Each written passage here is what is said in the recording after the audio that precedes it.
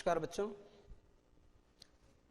देखो बच्चों, पिछली क्लास में हमने जो पार्ट्स ऑफ स्पीच वाला टॉपिक है उसमें हम आ गए थे वर्ब तक, क्योंकि पहली क्लास में आपको नाउन के बारे में क्लियर किया था मैंने, दूसरी क्लास में आपको बताए थे प्रोनाउंस के बारे में, और आज ये मैं बता रहा था आपको वर्ब के बारे में।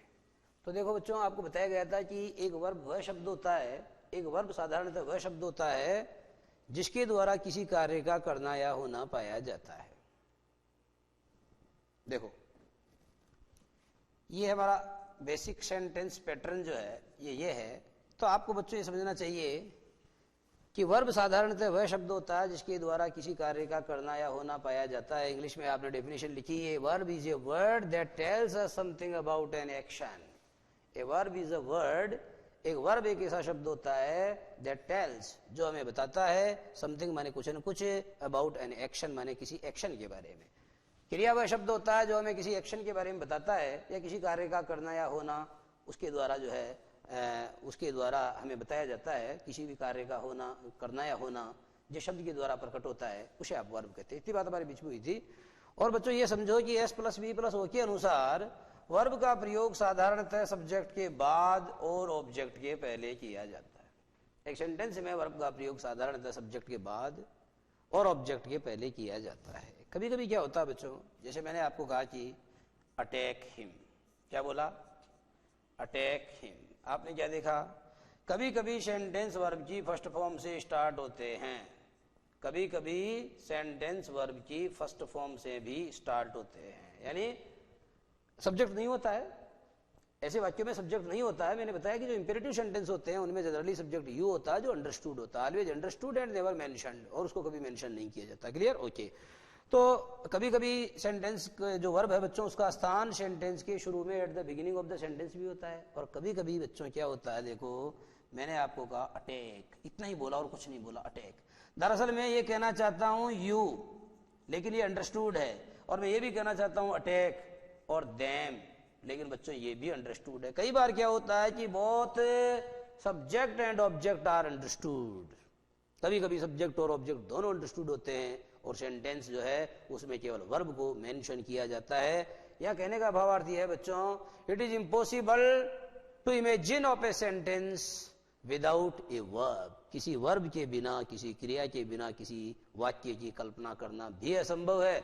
यानी किसी सेंटेंस में और कुछ हो न हो, किसी सेंटेंस में सब्जेक्ट हो न हो, बिना सब्जेक्ट के भी सेंटेंस बन सकता है, कभी कभी बिना ऑब्जेक्ट के भी सेंटेंस बन सकता है, लेकिन बच्चों बिना वर्ब के सेंटेंस कभी नहीं बनता। बिना वर्ब के सेंटेंस कभी भी नहीं बनता। सेंटेंस होगा तो उसमें वर्ब जरूर होगी।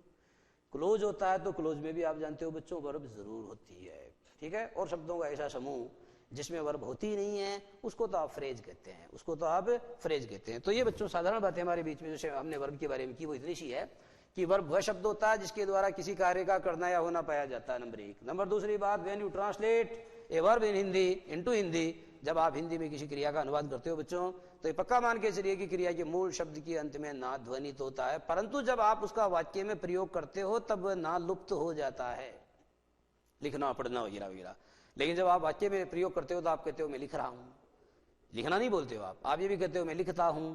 तो मेरा मतलब यह है कि जो क्रिया है उसकी हिंदी में पहचान ये होती है कि उसके मूल शब्द के अंत में हमेशा ना आता है। दूसरी बात आपको ये बताई गई कि जो वर्ब होती है क्रिया, उसका स्थान अंग्रेजी में साधारणतः कर्ता के बाद और कर्म से पहले होता है। हिंदी में स्थिति और है। हिंदी में बच्चों क्रिया का प्रयोग वाक्य के अंत में होता है, जैसे मैं लिखता हूं, मैं एक पत्र लिखता हूं, लिखना सबके एंड में आ रहा है, पर इंग्लिश में क्या कहोगे, आई राइट ए लेटर, यानी मैं लिखता हूं एक पत्र। मैं समझाना चाह रहा हूं कि हिंदी में स्थिति यह रहती है कि वर्ब का प्रयोग वाक्यांत में at the end of the sentence किया जाता है, लेकिन अंग्रेजी में जो वर्ब है उसका प्रयोग सब्जेक्ट के ठीक बाद और ऑब्जेक्ट के ठीक पहले किया जाता है। साधारण परिस्थितियों में ऐसा होता है। और कभी कभी बच्चों सेंटेंस में सब्जेक्ट होता ही नहीं, तो ऐसी स्थिति में जो वाक्य वो वर्ब से स्टार्ट होता है। और कभी कभी सेंटेंस में ऑब्जेक्ट भी नहीं होता, तो ऐसी स्थिति में पूरा सेंटेंस जो है वो केवल वर्ब से ही पूरा सेंटेंस बन जाता है। ओके बच्चों, आइए देखेंगे आप वर्ब के प्रकार। How many types of verbs are there, ये आपको समझना है। ये देखो बच्चों, S + V + O, इस नियम के अनुसार क्या होता है बच्चों कि जो वर्ब होती है ना, ये मुख्य रूप से दो प्रकार की होती है। एक होती है बच्चों फाइनाइट, ठीक है, और दूसरी वाली होती है नॉन फाइनाइट। फाइनाइट कौन सी होती है? फाइनाइट बच्चों वह होती है जो कर्ता के बदलने पर बदल जाए, जैसे ही गोज और वी यहाँ आएगा गो। बात समझ में आ रही है? आपको सब्जेक्ट वर्ब एग्रीमेंट में क्लियर किया था कि सिंगुलर सब्जेक्ट के साथ सिंगुलर वर्ब आती है और प्लूरल सब्जेक्ट के साथ प्लूरल वर्ब आती है। तो आपने देखा बच्चों जो फाइनाइट वर्ब वह होती है जो कर्ता के बदलने पर बदल जाती है, यानी जो सब्जेक्ट है उसके नंबर और पर्सन के अकॉर्डिंग जो वर्ब चेंज हो जाती है उसको फाइनाइट वर्ब कहते हैं। लेकिन बच्चों कुछ क्रियाएं ऐसी होती है जो सब्जेक्ट के बदलने पर भी नहीं बदलती है। जैसे मैंने आपको कहा आई लाइक स्विमिंग, मैं तैरना पसंद करता हूं। फिर मैंने कहा यू लाइक स्विमिंग, तुम तैरना पसंद करते हो। फिर मैंने कहा ही लाइक्स स्विमिंग। यहां देखो, आप देख रहे हो बच्चों कि लाइक में तो चेंज हो रहा है लेकिन स्विमिंग के अंदर कहीं चेंज नहीं हो रहा है। ये जिरंड है और जिरंड को नॉन फाइनाइट माना जाता है। जिरंड को क्या माना जाता है? नॉन फाइनाइट क्रियाएं ऐसी क्रियाएं होती है जो कर्ता के बदलने पर भी नहीं बदलती है, और फाइनाइट वर्ब वह होती है जो कर्ता के बदलने पर अर्थात सब्जेक्ट के नंबर और पर्सन के अकॉर्डिंग उनमें चेंज हो जाता है। ठीक है बच्चों, तो ये बताया गया आपको फाइनाइट वर्ब के बारे में, नॉन फाइनाइट वर्ब। और बीच में आपको एक वर्ब और बताई, कौन सी? Anomalous finite.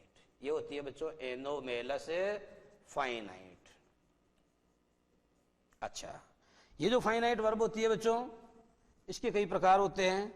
नंबर एक ऐसी क्रिया जिसमें केवल एक ही ऑब्जेक्ट हो, एक ऐसी क्रिया जिसमें केवल एक ही ऑब्जेक्ट हो उसे आप मोनोट्रांजिटिव वर्ब कहते हैं। जैसे मैंने कहा आई राइट ए लेटर, तो बच्चों आई इसमें सब्जेक्ट है। बोर्ड की तरफ देखना, आप यहां समझाता हूं। आई राइट ए लेटर, ये सेंटेंस है बच्चों। तो इस सेंटेंस में आपने देखा दिस इज द सब्जेक्ट, ये वर्ब है, ठीक है, और इसके बाद में बच्चों ये ऑब्जेक्ट है, और आप देख रहे हैं ऑब्जेक्ट केवल एक है। तो एक ऐसी क्रिया जिस जो अपने ठीक बाद में केवल एक ऑब्जेक्ट लेके आती है उसको आप मोनोट्रांजिटिव वर्ब कहते हैं। ऐसी वर्ब को आप मोनोट्रांजिटिव वर्ब कहते हैं।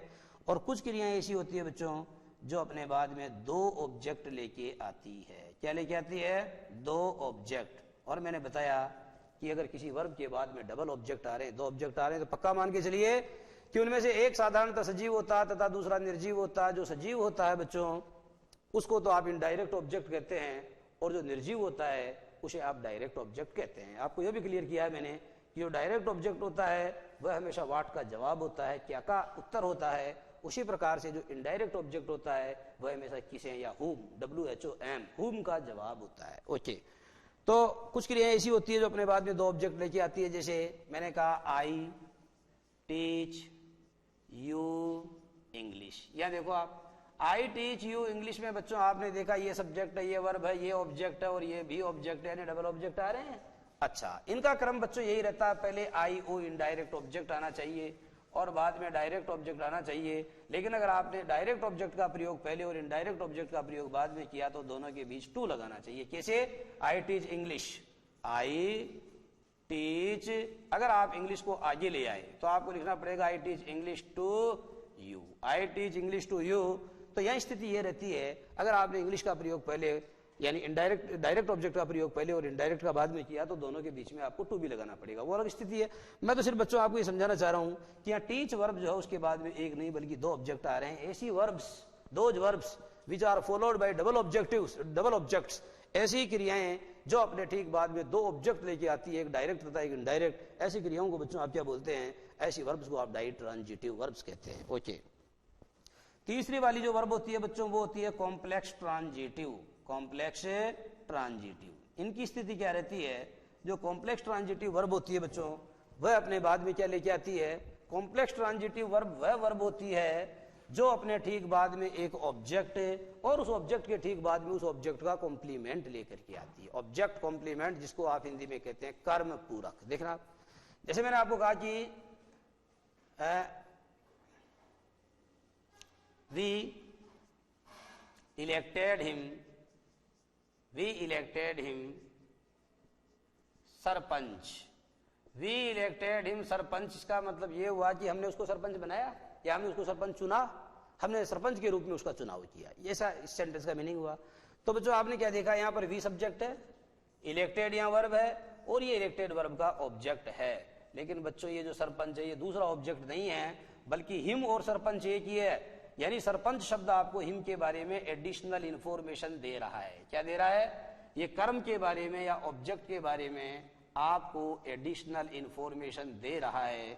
इसलिए ये जो शब्द आया है बच्चों बाद वाला, इसको आप क्या कहेंगे, इसे आप ओशी यानी ऑब्जेक्ट का ऑब्जेक्ट कॉम्प्लीमेंट, COMPLEMENT,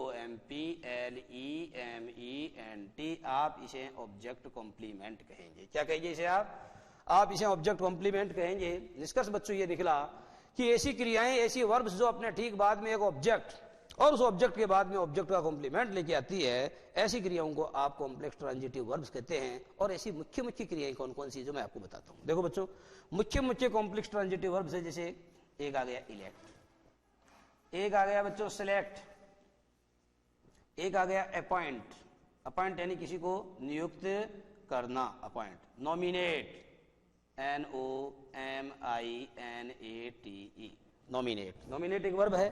तो नॉमिनेट का मतलब किसी को नामित करना होता है, नॉमिनेट यानी होता है नामित करना या मनोनीत करना, ये हो गया नॉमिनेट। एक है बच्चों क्राउन, क्राउन का मतलब किसी का राज्याभिषेक करना। एक है नेम, नामकरण करना, इसको क्रिस्टियन भी कहते हैं, क्रिस्टियन, क्रिस्टियन। एक है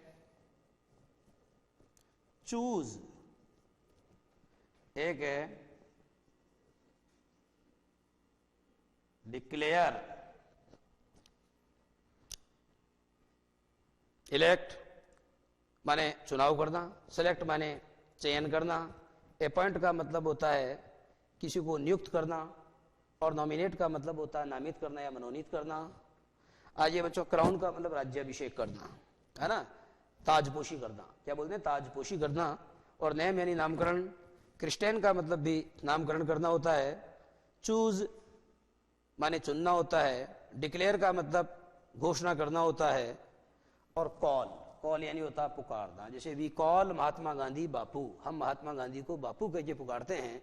तो ये क्रियाएं जो है बच्चों, ये दरअसल ऐसी क्रियाएं हैं कि इनका प्रयोग अगर सेंटेंस में होता है तो साधारणतः इनके बाद ऑब्जेक्ट भी आता है, और ऑब्जेक्ट आकर के सेंटेंस समाप्त नहीं होता, उस ऑब्जेक्ट के बाद में ऑब्जेक्ट का कॉम्प्लीमेंट भी आता है। जैसे वी कॉल महात्मा गांधी, तो सेंटेंस पूरा नहीं हो रहा बच्चों, ये सेंटेंस मांग रहा है किसी आइए कुछ बताना पड़ेगा आपको, तो आपको बोलना पड़ेगा वी कॉल महात्मा गांधी बापू। उसी तरीके से मैं कहता हूं माय फादर नेम्ड मी, तो क्या मेरे पिताजी ने मेरा नाम रखा, क्या रखा, तो मैंने बोला माय फादर नेम्ड मी राम, मेरे पिताजी ने मेरा नाम राम रखा। तो मेरा कहने का मतलब ये हुआ कि ये जो क्रियाएं हैं बच्चों, इनको बोला गया कॉम्प्लेक्स ट्रांजिटिव वर्ब्स। क्यों? क्योंकि इनके ठीक बाद में न केवल ऑब्जेक्ट आता है, बल्कि उस ऑब्जेक्ट के बाद में ऑब्जेक्ट का कॉम्प्लीमेंट भी आता है। आपको बच्चों मैंने ये भी बताया कि ऑब्जेक्ट कॉम्प्लीमेंट वह शब्द होता है जो ऑब्जेक्ट नहीं होता, बल्कि ऑब्जेक्ट के बारे में हमको एडिशनल इंफॉर्मेशन माने हमें ऑब्जेक्ट के बारे में अतिरिक्त जानकारी देता है। ऐसे शब्द को आप इंग्लिश में ऑब्जेक्ट कॉम्प्लीमेंट कहते हैं, और हिंदी में ऐसे शब्द को आप कर्म पूरक कहते हैं। तो बच्चों तीसरे प्रकार की वर्ब हो गई कौन सी, कॉम्प्लेक्स ट्रांजिटिव वर्ब। और कॉम्प्लेक्स ट्रांजिटिव वर्ब के बाद में बच्चों एक वर्ब आती है, वो होती है वो होती है इंट्रांजिटिव वर्ब। कौन सी होती है, IN, intransitive verb. Intransitive verb वह होती है बच्चों, हिंदी में आप इसको अकर्मक क्रिया कहते हैं। इंट्रांजिटिव वर्ब वह होती है जिसके बाद में ऑब्जेक्ट आता ही नहीं। इंट्रांजिटिव वर्ब वह होती है जिसके बाद में ऑब्जेक्ट आता ही नहीं है। जैसे मैं आपको क्लियर करता हूं,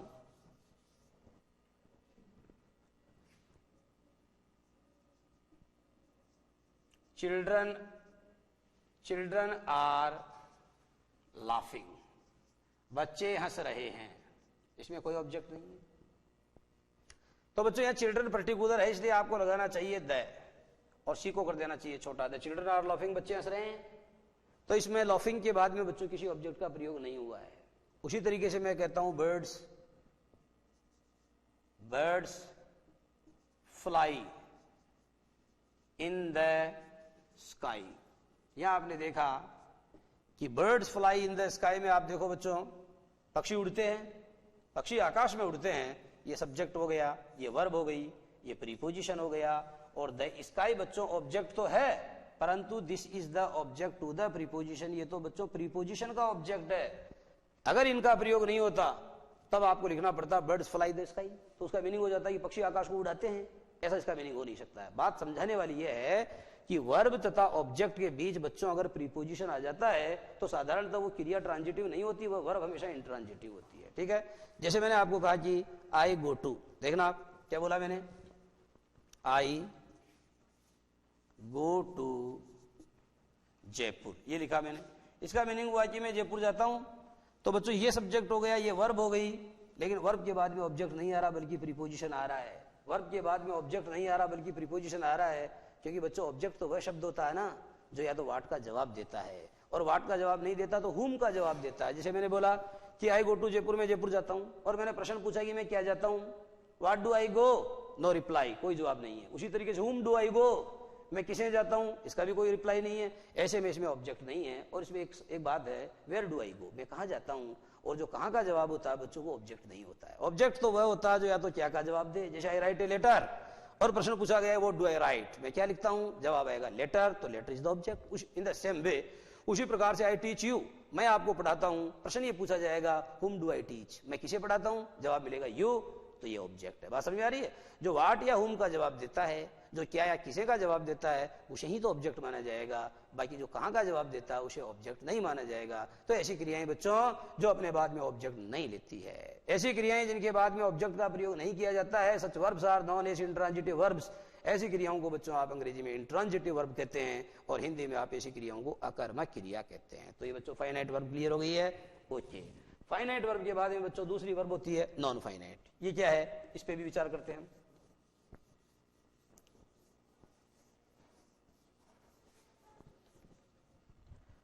नॉन फाइनाइट वर्ब जो होती है बच्चों, उसके बारे में मैंने आपको बताया कि जो नॉन फाइनाइट वर्ब होती है, जैसा कि नाम से स्पष्ट हो रहा है, ये ऐसी क्रियाएं हैं जो सब्जेक्ट के बदलने पर नहीं बदलती है। मैं ये समझाना चाहता हूं कि सब्जेक्ट का नंबर और पर्सन जो होता है उसके according to the number and person of the subject के नंबर और पर्सन के अनुसार इन क्रियाओं में किसी प्रकार का विकार नहीं होता, इन क्रियाओं में किसी प्रकार का परिवर्तन नहीं होता, इन क्रियाओं में किसी प्रकार का चेंज या बदलाव नहीं होता। इसलिए ऐसी क्रियाओं को आप बच्चों नॉन फाइनाइट वर्ब कहते हैं। ऐसी क्रियाओं को आप नॉन फाइनाइट वर्ब कहते हैं। तो नॉन फाइनाइट लास्ट वाला है। इससे पहले आता है बच्चों अपने एनोमेलस फाइनाइट। कौन सी? एनोमेलस फाइनाइट ऐसी क्रियाएं हैं जो फाइनाइट तो होती है परंतु बच्चों वो विशेष होती है। एनोमेलस का मतलब भी विशेष होता है, विशिष्ट फाइनाइट वर्ब्स जो होती है वो फाइनाइट तो होती है परंतु उनको विशेषता का दर्जा दिया गया है। तो ये जो बच्चों एनोमेलस फाइनाइट है इनको आप क्या कहते हैं, अन्यथा इन्हें आप ऑक्सिलियरीज भी कहते हैं। क्या कहते हैं इनको? इनका दूसरा नाम ऑक्सिलियरीज है। ओके, इन्हें बच्चों आप ऑपरेटर भी कहते हैं। ऑपरेटर, स्पेलिंग देखो लास्ट में OR लगाया है मैंने, ऑपरेटर्स भी कहते हैं आप इन्हें। और ऑपरेटर्स के अलावा बच्चों एक और प्यारा नाम है इनका, वो ये है कि एनोमेलस फाइनाइट्स 24 होती है, 24 एनोमेलस फाइनाइट्स आर देयर। कुल मिलाकर के 24 एनोमेलस फाइनाइट्स होती है। और इनकी विशेषता बच्चों ये है कि इंग्लिश में जो नोट है, एक तो नो होता है, देखना आप नो, और एक है नोट। ये नो जब भी आता है तो बच्चों अपने बाद में जनरली नाउन लेके आता है। जैसे मैंने कहा नो कमेंट्स, नो के बाद कमेंट्स आ गया। नो वाटर, पानी नहीं है। नो एंट्री, एंट्री नहीं है। नो के बाद जनरली नाउन आता है। इसलिए बच्चों नो को क्या माना जाएगा? नो को तो एक डिटरमिनर माना जाएगा। डिटरमिनर वह शब्द होता है जो हमें इस बात का सिग्नल देता है कि उसके बाद नाउन आएगा, और डिटरमिनर वह शब्द होता है जो हमें यह भी बताता है कि उसके बाद आने वाला नाउन कैसा होगा। कैसा से मतलब सिंगुलर होगा, प्लूरल होगा, काउंटेबल होगा, अनकाउंटेबल होगा, जो भी स्थिति है वो डिटरमिनर हमें बताता है। तो नो एक प्रकार का डिटरमिनर है। लेकिन बच्चों नोट एक प्रकार का डिटरमिनर नहीं है, क्योंकि नोट के बाद में नाउन नहीं आता, बल्कि नोट तो एक प्रकार का एडवर्ब है। नोट तो एक प्रकार का एडवर्ब है, क्योंकि नोट अकेला आता ही नहीं, जब भी आता वर्ब के साथ आता है। नोट जब भी आता है तो वर्ब के साथ आता है। और बच्चों में तो ये कहूंगा कि जो एनोमेलस फाइनाइट है, जिन्हें की ऑक्सिलरी वर्ब भी कहते हैं, जिन्हें ऑपरेटर्स भी कहते हैं, जिन्हें हेल्पिंग वर्ब्स भी कहते हैं, इनकी संख्या 24 होती है। और नोट का प्रयोग जब भी होता है तो इनमें से किसी एक के साथ होता है। इसलिए इन सबको मिला के हम कहते हैं 24 फ्रेंड्स ऑफ नोट। क्या बोलते हैं बच्चों इनको हम कहते हैं 24 फ्रेंड्स ऑफ नोट के नाम से जाना जाता है। इन्हें 24 फ्रेंड्स ऑफ नोट के नाम से जाना जाता है। ओके बच्चों, तो बात हमारी जारी रहेगी, लेकिन इससे पहले बच्चों हम लेंगे 2 मिनट का ब्रेक। ओके।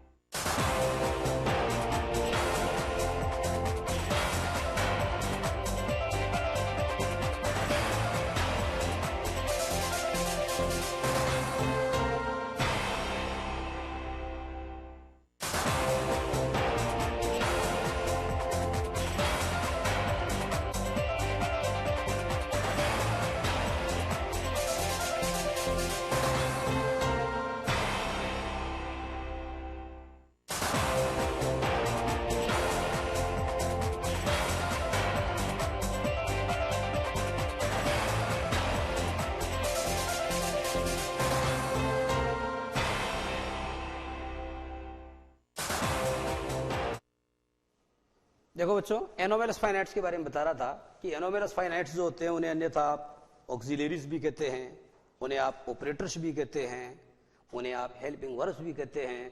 और सबसे बड़ी बात यह है कि इनका प्रयोग हमेशा नॉट के साथ होता है, या नॉट जब भी आता है तो इनके साथ आता है, इसलिए इनको क्या कहा जाता है? That's why they are also known as 24 friends of not, इसलिए इनको नॉट के 24 दोस्तों के नाम से जाना जाता है। तो एनोमेलस फाइनाइट जो होते हैं बच्चों, ये दो प्रकार के होते हैं। एक होता है पीए माने प्राइमरी ऑक्सिलियरीज, दूसरे होते हैं एमए यानी मॉडल ऑक्सिलियरीज। जो प्राइमरी ऑक्सिलियरीज है बच्चों, इसमें आता है number 1 be verb, be verb जिसमें आएगा इज, एम, आर, वाज और वर। ओके। नंबर 2 है बच्चों हेव वर्ब, हेव वर्ब, इसमें आती है हेज, प्लूरल के रूप में हेव, और पास्ट टेंस में आती है हेड। और तीसरी आती है बच्चों डू वर्ब। तो डू वर्ब की श्रेणी में रखेंगे आप डू, डज और डिड। ठीक है बच्चों। और विशेष बात बच्चों यह है कि डू, डज और डिड का प्रयोग साधारणतः अफर्मेटिव सेंटेंस में नहीं होता, इनका प्रयोग तो नेगेटिव और इंटेरोगेटिव में किया जाता है, और खास तौर पे इनको बाहर से लाना पड़ता है, इसलिए इनका एक अलग नाम और है, इन्हें नाम दिया गया है डमी ऑपरेटर। इन्हें डमी ऑपरेटर्स के नाम से भी जाना जाता है। ये हो गया बच्चों, ये हो गई प्राइमरी ऑक्सिलरीज। आपने गिनाए 11 हो गई, 1 2 3 4 5 6 7 8 9 10 11, देयर आर 11 प्राइमरी ऑक्सिलरीज, ये 11 हो गई है। और जो मॉडल ऑक्सिलरी है बच्चों, ये आपको बताइए 13 मॉडल होते हैं, कैन और कुड। उसी तरीके से शैल, शुड, उसी तरीके से will, would, may, might, must. 2 ऐसे होते हैं जिनके बाद टू आता है, ओ टू और यूज्ड टू। 2 ऐसे हैं जिनका प्रयोग या तो नेगेटिव या इंटेरोगेटिव सेंटेंस में किया जाता है, एक तो डेयर और एक नीड। देखो बच्चों 1 2 3 4 5 6 7 8 9 10 11 12 13, देयर आर 13 मॉडल्स। तो मॉडल कितने हो गए? 13 मॉडल हो गए। तो ये बच्चों 13 + 11 बराबर ये कितने हो गए? ये 24 हो गए। तो आपसे आपका अगर एनोमेलस फाइनाइट्स की संख्या पूछी जाती है तो 24, ऑक्सिलरी वर्ब्स कितनी होती है? 24। ठीक है बच्चों। और उसी तरीके से आपने जाना कि auxiliary verbs, helping verbs, operators जो हैं ये कितने होते हैं? ये 24 होते हैं। तो इस तरीके से आपने जाना बच्चों जो एनोमेलस फाइनाइट है उनकी स्थिति ये है। और इसके अलावा जो अंतिम पार्ट हमारे पास बचता है वो है बच्चों नॉन फाइनाइट। एक वर्ब होती है नॉन फाइनाइट, और नॉन फाइनाइट वर्ब के बारे में मैंने आपको थोड़ी देर पहले कहा था कि नॉन फाइनाइट वर्ब ऐसी होती है जो बच्चों सब्जेक्ट के बदलने पर भी नहीं बदलती है। देखो नॉन फाइनाइट्स ऐसी वर्ब्स होती है जो सब्जेक्ट के बदलने पर भी नहीं बदलती है, और इनके बच्चों प्रकार होते हैं PIG। देखना आप, P का मतलब होगा बच्चों पार्टिसिपल। पार्टिसिपल एक प्रकार की नॉन फाइनाइट वर्ब मानी जाती है, और सब्जेक्ट के बदलने पर भी पार्टिसिपल पर किसी प्रकार का कोई प्रभाव नहीं पड़ता है। देखेंगे आप, यह है P यानी पार्टिसिपल। पार्टिसिपल का मतलब प्रेजेंट पार्टिसिपल, यह बच्चों present participle. Okay. Number 2 past participle, और नंबर 3 परफेक्ट पार्टिसिपल। इनके बारे में बच्चों आप सिर्फ इतना जानो कि जो प्रेजेंट पार्टिसिपल है ये कुछ नहीं होता, आपको कई बार बताया है, ये वर्ब की first form plus ING. Verb की फर्स्ट फॉर्म में जब आईएनजी का प्रयोग किया जाता है तो वो प्रेजेंट पार्टिसिपल होता है, बशर्ते वह नाउन का काम नहीं करना चाहिए। अगर आपने इसका प्रयोग सब्जेक्ट के स्थान पे किया, जैसे smoking is injurious to health, smoking is injurious to health में बच्चों आपने देखा कि जो स्मोकिंग शब्द है ये प्रेजेंट पार्टिसिपल का काम नहीं कर रहा है, ये तो नाउन का काम कर रहा है, इसका प्रयोग तो सब्जेक्ट के स्थान पे हुआ है, इसलिए इसको जेरेंड माना जाएगा। वैसे क्या होता है कि वर्ब की फर्स्ट फॉर्म में आपने आईएनजी जोड़ा है और आईएनजी जोड़ करके अगर ये नाउन का काम नहीं कर रहा तो वो प्रेजेंट पार्टिसिपल होता है। एक बात ये भी है बच्चों कि प्रेजेंट पार्टिसिपल की सहायता से आप दो सेंटेंसेस को जोड़ भी सकते हैं। जैसे मैंने आपको उदाहरण दिया कि आई हर्ड सम नॉइज, मैंने कुछ आवाज सुनी, I came to the window, तब मैंने बोला hearing some noise I came to the window, यानी कुछ आवाज सुन करके मैं खिड़की पर चला आया। कुछ आवाज सुन करके मैं खिड़की पर चला आया, तो यहां बच्चों आपने हियर में आईएनजी जोड़ के क्या बनाया, प्रेजेंट पार्टिसिपल। और with the help of present participle you connected two clauses, और आपने प्रेजेंट पार्टिसिपल का प्रयोग करते हुए दो क्लाउजेज को कनेक्ट किया, दो क्लाउजेज को जोड़ा। तो ये प्रेजेंट पार्टिसिपल का मतलब समझ गए, वर्ब की फर्स्ट फॉर्म में आईएनजी, बशर्ते वह नाउन का काम नहीं करना चाहिए। ओके, पास्ट पार्टिसिपल कुछ नहीं होता बच्चों, ये वर्ब की थर्ड फॉर्म होती है। पास्ट पार्टिसिपल वर्ब की थर्ड फॉर्म होती है। ओके, और प्रेजेंट पार्टिसिपल तथा पास्ट पार्टिसिपल की विशेषता होती है बच्चों कि इनका प्रयोग कभी कभी नाउन के पहले भी किया जाता है, तब ये एडजेक्टिव का काम करती है। जैसे I found my lost bag, I have found my lost bag, मैंने मेरा लॉस्ट बैग पा लिया है, तो बैग के पहले लॉस्ट आया है। लॉस्ट क्या है बच्चों, वर्ब की थर्ड फॉर्म है, परंतु ये यहाँ वर्ब का काम नहीं करके एडजेक्टिव का काम कर रही है। उसी तरीके से this is an interesting book, this is an interesting book, आपने इंटरेस्ट में आईएनजी जोड़ा तो इंटरेस्टिंग बन गया प्रेजेंट पार्टिसिपल, परंतु इसका प्रयोग नाउन के पहले हो रहा है, तो ये यहाँ इस सेंटेंस में बच्चों नाउन की विशेषता बता रहा है, इसलिए इंटरेस्टिंग शब्द किसका काम कर रहा है, एडजेक्टिव का काम कर रहा है। कहने और समझने वाली बात यह है कि प्रेजेंट पार्टिसिपल या पास्ट पार्टिसिपल का प्रयोग अगर किसी नाउन के पहले हुआ है और वह नाउन की विशेषता बता रहा है, तो ऐसी स्थिति में बच्चों को किसका काम करता है, वो नाउन, वो एडजेक्टिव का काम करता है। ओके, ये परफेक्ट पार्टिसिपल जो होता है बच्चों, ये होता है हैविंग प्लस वर्ब की third form. Having plus verb की थर्ड फॉर्म जो है इसे आप परफेक्ट पार्टिसिपल कहते हैं। और इसमें क्या होता है बच्चों, जब दो एक्शन होते हैं तो एक एक्शन के खत्म होने के ठीक बाद दूसरा एक्शन नहीं होता, अपितु एक एक्शन के खत्म होने तथा दूसरे एक्शन के शुरू होने के बीच में थोड़ा इंटरवेल होता है, और आप इसके माध्यम से मतलब क्या करते हैं, दो क्लाउजेस को जोड़ सकते हैं। जैसे मैंने कहा कि हैविंग कंप्लीटेड हिज होमवर्क, अपना गृह कार्य समाप्त करने के बाद ही वेंट टू बेड, वह बिस्तर पर चला गया, वो सोने चला गया। तो यहां आपको यह समझना चाहिए कि हैविंग कंप्लीटेड हिज वर्क, पहले अपना काम समाप्त किया, उसके बाद थोड़ा इंटरवेल, और उसके बाद में क्या हो गया, ही वेंट टू बेड, अर्थात वह सोने चला गया।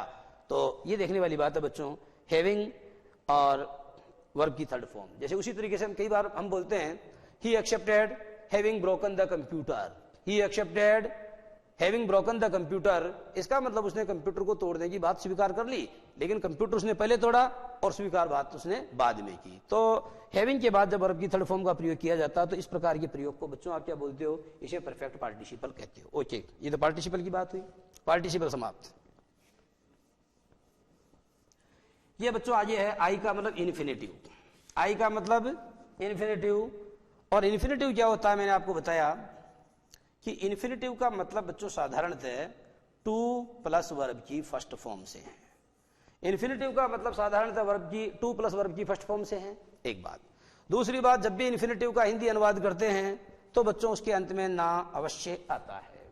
तीसरी बात, इन्फिनेटिव एक प्रकार का नाउन ही होता है, नाउन इक्विवेलेंट होता है। इन्फिनेटिव का प्रयोग सब्जेक्ट के स्थान पे हो सकता है, ऑब्जेक्ट के स्थान पे हो सकता है, कॉम्प्लीमेंट के स्थान पे हो सकता है, अर्थात जहां जहां नाउन का प्रयोग हो सकता है वहां वहां इन्फिनेटिव का प्रयोग हो सकता है।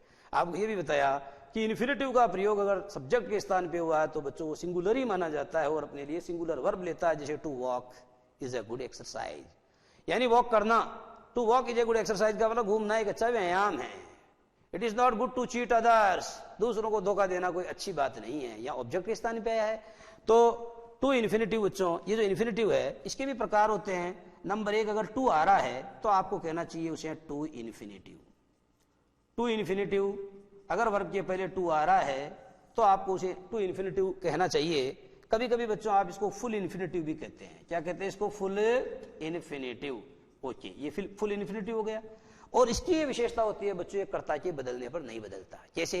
जैसे मैंने बोला कि I want to go now, to go आ गया। फिर मैंने बोला she wants to go now, तो भी तो टू गो ही आ रहा है। अगर मैंने आई के स्थान पर शी कर दिया तो वांट में परिवर्तन हो रहा, वांट की जगह वांट्स हो रहा है, लेकिन टू गो में कोई परिवर्तन नहीं हो रहा ना। तो मेरा कहने का मतलब ये हुआ कि जो इन्फिनिटिव होता है बच्चों, वह सब्जेक्ट के बदलने पर भी नहीं बदलता, अर्थात सब्जेक्ट के नंबर और पर्सन का उसके ऊपर कोई प्रभाव नहीं पड़ता है। तो देखा आपने टू इन्फिनिटिव, और इसको आप कभी कभी कहते हैं फुल इन्फिनिटिव। एक इन्फिनिटिव होता है बच्चों, दूसरा जिसमें टू का प्रयोग नहीं होता, जिसे आप कह सकते हैं इन्फिनिटिव विदाउट टू। उसे आप कह सकते हैं इन्फिनिटिव विदाउट टू, अगर टू का प्रयोग नहीं हुआ है तो। इसे आप बेयर इन्फिनिटिव भी कह सकते हैं। बेयर इन्फिनिटिव नाम है, एक ही अलग अलग नाम है। बेयर इन्फिनिटिव भी कह सकते हैं। इसे बच्चों आप प्लेन इन्फिनिटिव भी कह सकते हैं। इसे आप प्लेन इन्फिनिटिव भी कह सकते हैं। लेकिन बच्चों विशेषता यह है, जैसे मैंने आपको कहा, इधर देखना बोर्ड की तरफ, लेट मी गो नाउ, ठीक है। दूसरा sentence, allow me to go now. दोनों वाक्य शुद्ध हैं बच्चों। नीचे मैंने बोला कि allow me to go now, अब मुझे जाने की इजाजत दो, अब मुझे जाने की इजाजत दो। और बच्चों जब आपने इसका हिंदी अनुवाद किया तो जाने के बाद में ने बुदरा न वैसा का वैसा, तो आपको समझना चाहिए इन्फिनिटिव है।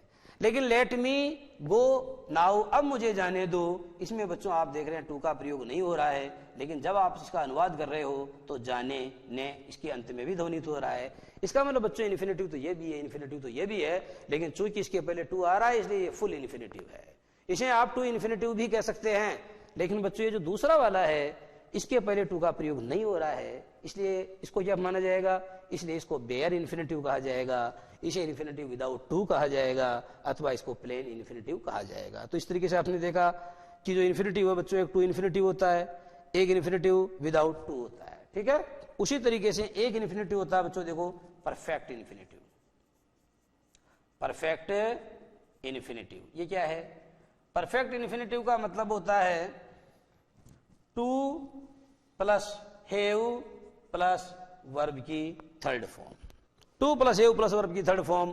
पास्ट टेंस में बच्चों जब दो एक्शन होते हैं और एक काम अपेक्षाकृत पहले तथा दूसरा बाद में होता है, तो उसको आप बच्चों इसमें लिखते हैं परफेक्ट इन्फिनिटिव में। कैसे?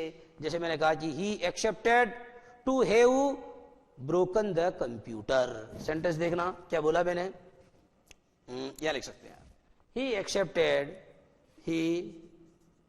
एक्सेप्टेड लिखें आप, to have broken the computer.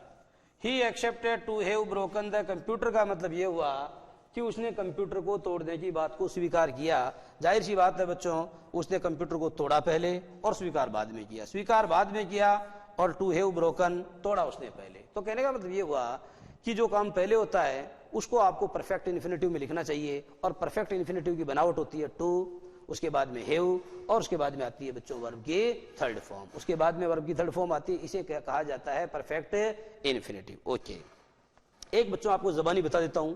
एक इन्फिनिटिव होता है infinitive of purpose.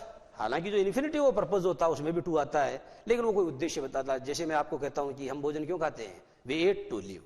We eat to live का मतलब हुआ कि हम जीवित रहने के लिए भोजन खाते हैं, यहां जीवित रहना हमारा उद्देश्य है, इसलिए टू लिव जो है बच्चों वो यहां पर इन्फिनिटिव ऑफ पर्पज का काम कर रहा है। उसी तरीके से I went to Agra to see the Taj, मैं आगरा गया ताज देखने के लिए, मेरा उद्देश्य ताजमहल देखना था, इसलिए टू सी या इन्फिनिटिव ऑफ पर्पज का काम कर रहा है। एक होता है अंतिम इन्फिनिटिव, जिसको मैं कहता हूं स्प्लिट इन्फिनिटिव। स्प्लिट इन्फिनिटिव वैसे बच्चों व्याकरण की दृष्टि से एक गलत बनावट है, एक गलत संरचना है। कई बार क्या होता है, टू और वर्ब की फर्स्ट फॉर्म के बीच में कोई इन्फिनिटिव आ जाता है। कई बार टू तथा वर्ब की फर्स्ट फॉर्म के बीच में कोई इन्फिनिटिव आ जाता है, और ऐसा करके वो इन्फिनिटिव स्प्लिट हो जाता है, और वो बच्चों ऐसा जो प्रयोग है वो हमेशा गलत होता है। इसलिए टू और वर्ब की फर्स्ट फॉर्म के बीच में कोई भी एडवर्ब आ रहा है, कोई भी अन्य शब्द आ रहा है, तो उसको हटा के दूसरे स्थान पर रखना चाहिए, और इस तरीके से वाक्यों को शुद्ध किया जाता है। तो यहां आपने देखा कि बच्चों ये इन्फिनिटिव आपको क्लियर हो गया है, ये पार्टिसिपल आपको क्लियर कर दिए गए हैं, और अंतिम बचा जिरंड। अंतिम क्या है बच्चों, ये है जिरंड। तो जिरंड कुछ नहीं होता, जिरंड का मतलब वर्ब की फर्स्ट फॉर्म में आईएनजी ही होता है। जिरंड का मतलब भी वर्ब की फर्स्ट फॉर्म में आईएनजी होता है, परंतु जिरंड एक प्रकार का नाउन इक्विवेलेंट होता है। जिरंड एक प्रकार का नाउन इक्विवेलेंट होता है और जिरंड का प्रयोग बच्चों सब्जेक्ट के स्थान पे होता है, जिरंड का प्रयोग ऑब्जेक्ट के स्थान पे होता है, जिरंड का प्रयोग कॉम्प्लीमेंट के स्थान पर होता है। मतलब जहां जहां नाउन का प्रयोग होता है वहां वहां जिरंड का प्रयोग हो सकता है। इसलिए जिरंड को क्या मानना पड़ेगा? जिरंड को एक प्रकार का नाउन इक्विवेलेंट या नाउन ही मानना पड़ेगा। ठीक है बच्चों, तो इस तरीके से आपने देखा कि जो वर्ब होती है उसकी क्या स्थिति होती है। मैंने बताया आपको कि जो वर्ब है वो वह शब्द होता है जो मुख्य रूप से वर्ब वह शब्द होता है जो हमें किसी एक्शन के बारे में बताता है। आपको हमने ये बताया कि जो वर्ब है उसका प्रयोग जनरली या साधारणतः आप सब्जेक्ट के बाद तथा ऑब्जेक्ट से पहले करते हैं। कभी कभी ये होता है कि सेंटेंस की बिगिनिंग या वाक्य की शुरुआत ही वर्ब से होती है, ये आपको बताया गया। कई बार क्या होता है ऑब्जेक्ट भी नहीं होता, सब्जेक्ट भी नहीं होता, केवल वर्ब जो है उसी से पूरा सेंटेंस बन जाता है।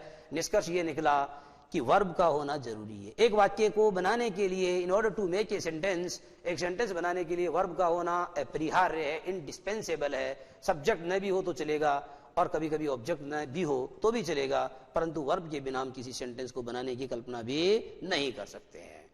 अच्छा, इसके अलावा बच्चों आपको ये बताया गया कि जो वर्ब है उसके कितने प्रकार हैं। वर्ब मुख्य रूप से फाइनाइट, नॉन फाइनाइट होती है। फाइनाइट को कितने भागों में बांटा हमने? एनोमेरस फाइनाइट बताए और नॉन फाइनाइट बताए। तो इस तरीके से बच्चों आपने जाना कि जो वर्ब है उसके बारे में जो साधारण परिचय है वो मैंने आपको दिया। और इसके ठीक बाद में बच्चों जो अपना आगे वाला टॉपिक चलेगा वर्ब के बाद में, वो है एडवर्ब। आगे वाला टॉपिक है बच्चों एडवर्ब। एडवर्ब को आप हिंदी में बोलते हैं क्रिया विशेषण। लिखेंगे एडवर्ब को हिंदी में कहते हैं आप क्रिया विशेषण। क्या होता है एडवर्ब? तो बच्चों जैसा कि नाम से स्पष्ट हो रहा है कि क्रिया विशेषण वह शब्द होता है जो क्रिया की विशेषता बताता है। An adverb is that word, an adverb is a word that qualifies a verb. एक एडवर्ब वह शब्द होता है जो किसी वर्ब की विशेषता बताता है। परंतु बच्चों ये परिभाषा अधूरी है, पूरी परिभाषा दूसरी है। देखो पूरी परिभाषा क्या है। एडवर्ब बच्चों एक ऐसा शब्द होता है, देखना, एडवर्ब एक ऐसा शब्द होता है जो किसी वर्ब की विशेषता बताता है, किसी एडजेक्टिव की विशेषता बताता है और कभी कभी किसी अनोदर, कभी कभी किसी अनोदर एडवर्ब की विशेषता भी बताता है। बात समझ में आ रही है? An adverb is a word that qualifies either a verb or an adjective or an another adverb। Adverb एक ऐसा शब्द होता है जो कभी वर्ब की विशेषता बताता है, कभी एडजेक्टिव की विशेषता बताता है और कभी किसी अन्य एडवर्ब की विशेषता बताता है। देखो बच्चों सेंटेंस से क्लियर करता हूं अपनी बात। She is running fast. लिखना she is running fast. Number 2, she is running very fast। Number 3, she is very beautiful। she is very beautiful। देखना बच्चों पहला सेंटेंस जो है ये लिखा हमने शी इज रनिंग फास्ट, यानी वह दौड़ रही है। प्रश्न ये कि वो कैसे दौड़ रही है? तेज दौड़ रही है। तो ये वर्ब की विशेषता बता रहा है ये शब्द, इसलिए ये कहलाएगा एडवर्ब। ओके, उसी तरीके से she is running very fast. यहां बच्चों आपने देखा कि फास्ट एक एडवर्ब है और ये एडवर्ब की भी विशेषता बता रहा है, इसलिए वेरी को भी क्या माना जाएगा? एडवर्ब माना जाएगा। तीसरा सेंटेंस है she is very beautiful. Beautiful यानी सुंदर, ये एडजेक्टिव है और ये एडजेक्टिव की विशेषता वेरी शब्द बता रहा है, इसलिए बच्चों इसको यहां क्या माना जाएगा? एडवर्ब माना जाएगा। निष्कर्ष ये निकला एडवर्ब वह शब्द होता है जो किसी वर्ब की विशेषता बताता है, कभी कभी किसी एडजेक्टिव की विशेषता बताता है और कभी कभी किसी अनोदर एडवर्ब या किसी अन्य क्रिया विशेषण की विशेषता बताता है। तो इस तरीके से बच्चों आज की बात यही समाप्त और आगे वाली बात हम अगली क्लास में करेंगे। नमस्कार।